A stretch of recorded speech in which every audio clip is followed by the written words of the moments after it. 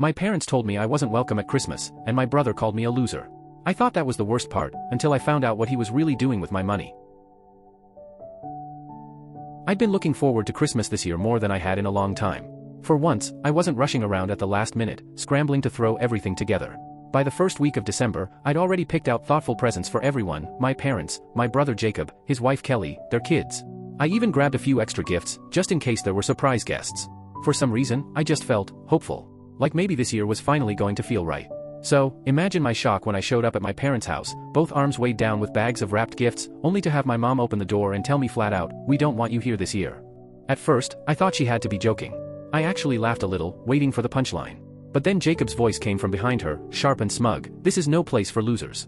You're really starting to wear on all of us." I froze. My dad was standing in the background, refusing to look me in the eye, pretending to be fascinated by literally anything else. My mom looked uncomfortable, but she didn't move aside. And Jacob, Jacob, looked like he was enjoying it.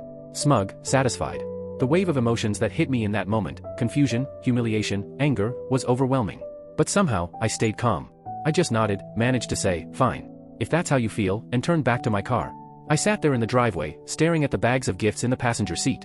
My heart was pounding, and something inside me just shifted. No place for losers? Tired of me? Where was this even coming from? And then it hit me. Jacob. Of course. Who else? But why? I'd done nothing but support him and his family for years. I'd covered school supplies for his kids, chipped in for their summer camps, even helped pay his mortgage when he was drowning. And now suddenly, I wasn't good enough to sit at the Christmas table? I couldn't leave it like that.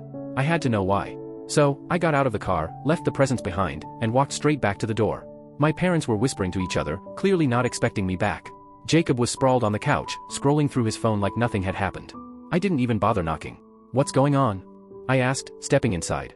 "Why am I not welcome? What did I do?" Jacob smirked without even looking up. "You really don't get it, do you? You've been slacking off. The kids barely got anything from you this year." I blinked at him. "What are you talking about? I've spent hundreds of dollars on presents for your kids. They've got more gifts in my car than anyone else here." Finally, he looked up at me. "Last year, you did more. This year? It's like you don't care. Honestly, it's embarrassing for us." I turned to my parents, waiting, hoping they'd step in, tell him he was out of line. But instead, my mom gave me this awkward little smile and said, "But you just bought a new car. You found money for that." For a second, I couldn't even form words. "The car's on credit," I finally managed. "And even if it wasn't, how does buying a car make me responsible for Jacob's kids? They're not my children." Jacob leaned back like this was all perfectly reasonable. "You're the one who makes the most money. Families help each other. You've always done that." I looked over at Kelly, sitting silently in the corner. She hadn't said a word, but her face was red, her eyes locked on her hands like she wanted to vanish. "So, let me get this straight," I asked, my voice sharper now. "Because I've been generous in the past,